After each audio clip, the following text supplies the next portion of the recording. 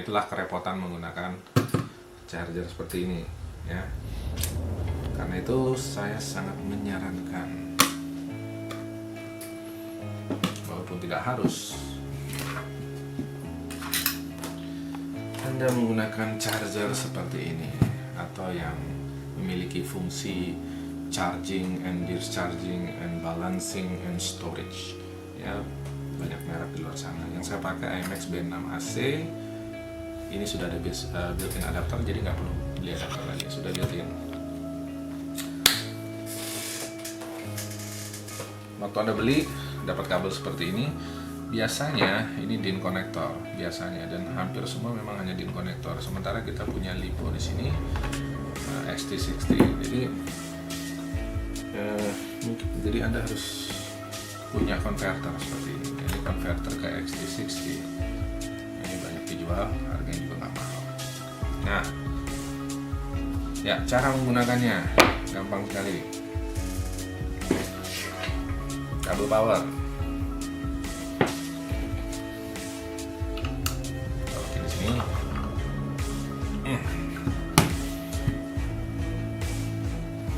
Ini adalah kabel output, merah ke merah. Jangan salah, merah ke merah, hitam ke hitam, positif positif, negatif negatif. Nah,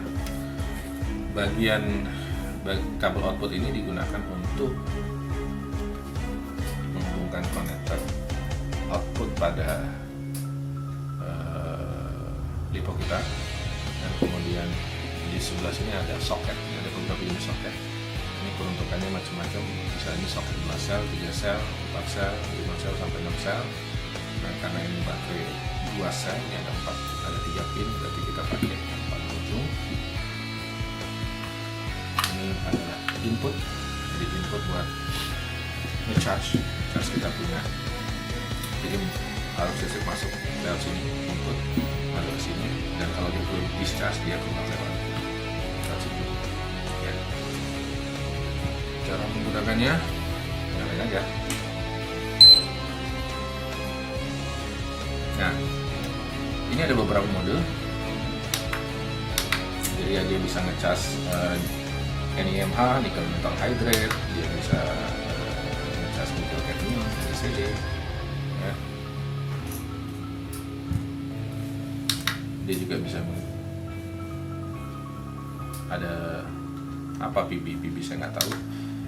Dan setelah disetting datanya bisa di save, dan nanti kita bisa load lagi, jadi nggak perlu setting ulang.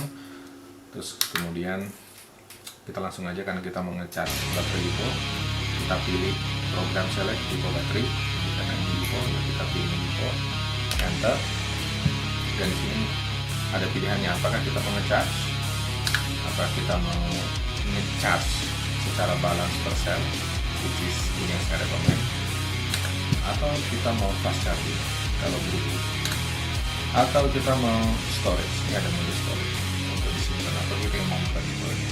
Nah, yang pertama yang pengen saya jelasin yang balance ya, LiPo balance charging. Di sini ada beberapa parameter. Yang pertama sebelah sini ada ampere-nya. Kita lihat aja. Di sini tadi kita 650 mAh, kalau kita bagi ke dalam ke 1000 jadi 0,65. Nah, jadi di sini 0,1 ya, kurang lebih somewhere 0,6 ampere. Terus kemudian kalau di 2S 7,4 volt, berarti nggak ada yang perlu dibuka di situ. Tinggal pencet start yang lama. Nah, dia akan minta konfirmasi, yakin apa enggak, yakin, lanjut. Nah, dia akan ngecas. Nah, terus kemudian kalau kita mau storage, kita pilih ini tadi mode charging balance. Hanya ada mode storage. Di sebelah kiri ini ada discharge ratingnya, dan berapa disettingnya bebas, seberapa cepat di drain, dan kemudian ada voltasenya, kategori 3S, 2S, 3S kita lihat 2S. Kemudian untuk memulai prosesnya terjadi yang lama, konfirmasi yes. Nah, dia akan mulai mempersiapkan lipo ini untuk storage, entah dinaikin atau diturunkan tergantung kondisi lipo saat ini. Dan kalau udah selesai nanti dia bunyi sendiri, tilit seperti itulah. Ya, itu cara ngecasnya. Sebagai catatan, walaupun Anda sudah memiliki charger yang bagus seperti ini, tapi tetap saya sarankan beli fault alarm. Kenapa? Karena saya juga secara berkala, walaupun liponya saya simpan, saya berkala ngecek kondisi lipo saya seperti apa. Jadi saya cegah jangan sampai dia jauh terlalu di bawah 3. Kalau dia sudah bahkan 3 sudah berbahaya sekali gitu ya. Karena ketika dia 3 ke bawah, ya, voltasenya per sel sudah 3 ke bawah, itu membuat baterai ini ketika bisa jadi dia tidak bisa dicas lagi, dan bisa jadi juga kita memaksa untuk nge-charge lipo ini, bisa jadi terjadi hal tidak diinginkan, bisa jadi meledak atau apapun itu.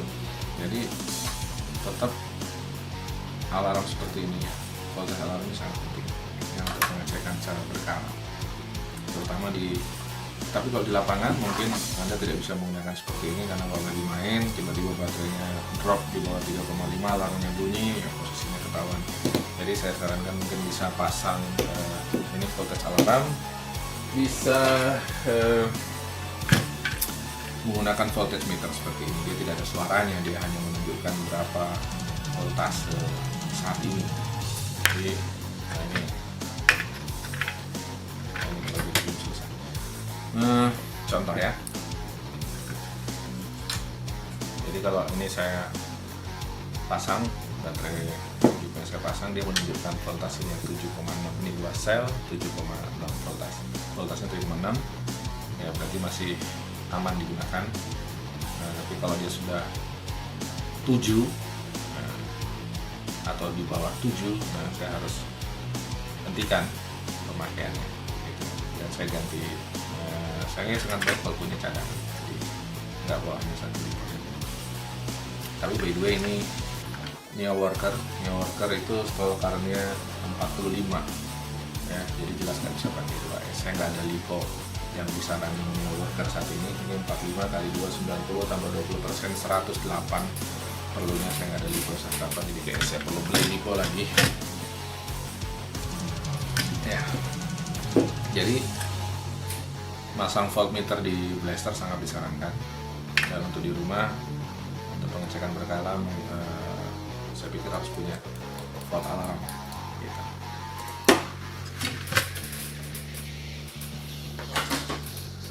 Dan yang terakhir,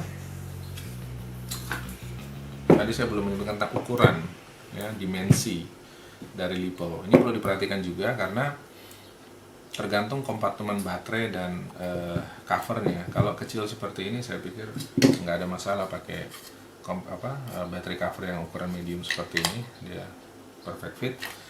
Tapi kalau sudah yang besar, contoh seperti ini, nah ini sudah nggak muat ya, nggak akan muat. Nah ini pas-pasan, tapi kayaknya juga nggak akan muat. Nah jadi perlu yang ukuran large seperti ini. Nah, this is nice ya. This is my custom made. By the way, kita punya divisi 3D printing sendiri ya, dan akan ada beberapa produk yang akan kita review, tapi kayaknya next time aja. Oke, jadi sekian aja. Saya pikir sudah menjawab bagaimana memilihnya, sudah menjawab juga bagaimana cara ngecasnya dan bahayanya seperti apa. Ya, sekian.